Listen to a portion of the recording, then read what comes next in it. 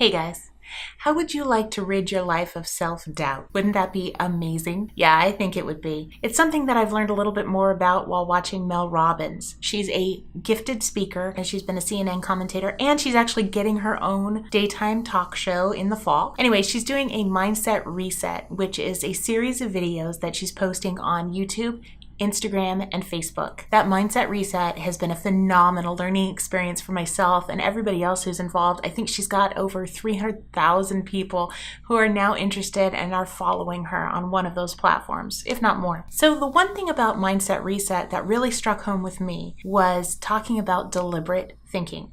Deliberate thinking is the key to removing self-doubt. So deliberate thinking, what that means is, do you ever sit down and just kind of let your mind wander? It starts to play all of these different things about your life, such as, oh, do you remember when you did this bad thing? Or how could you think that you could possibly succeed because you are bad, lazy? Pick a thing, and I'm sure your brain has automatically filtered it into your life somewhere. So we filled ourselves up with all of this negativity, all of this self-doubt, all of this thinking that is not necessarily deliberate thinking and has really derailed the things that we think we can attain in life. So what Mel Robbins talks about is taking those negative self-talk pieces and turning it into something called think this, not that. What does that mean?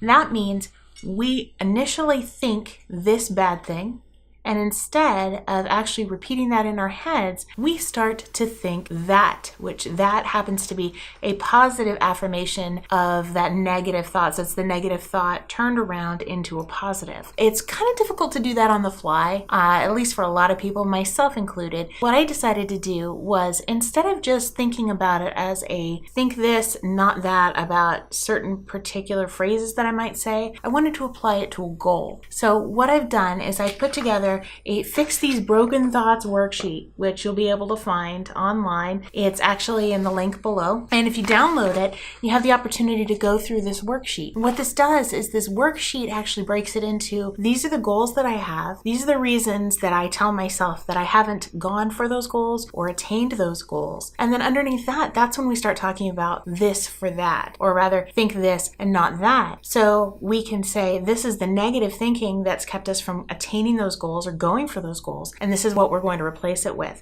So it's kind of an add-on to what it is that Mel Robbins talks about. So you ready to take a look at it? Let's go. Okay, so we're going over the I Own My Efforts Fix Those Broken Thoughts worksheet. You may notice it's actually separated into 4 separate areas.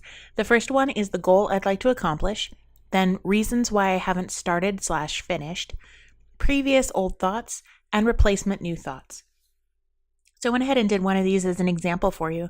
In this case, a goal I'd like to accomplish is to put out quality videos weekly on YouTube. Reasons why I haven't finished are because I've been too busy with kids, not having pro equipment, and not polished in the delivery of my content. So what I do, the next part is the biggest part, is I take the reasons why I haven't started and finished. I figure out what is the previous old thought that's associated to that, and I write them down under previous old thoughts. Then I make up a corresponding replacement new thought on the right-hand side, so that when I start to feel myself thinking these previous old thoughts that are holding me back, I can replace that previous old thought with a new thought, which actually spurs me on to move forward. I'll give you an example. I'll just pick one of them. So in this case, I'll pick the too busy with kids is one of the reasons I haven't started or finished. So my previous old thought is, all my time is spent on the kids. How can I take time to record? My replacement new thought is, I can find the time to better suit my recording needs by making it a priority and planning around completing it.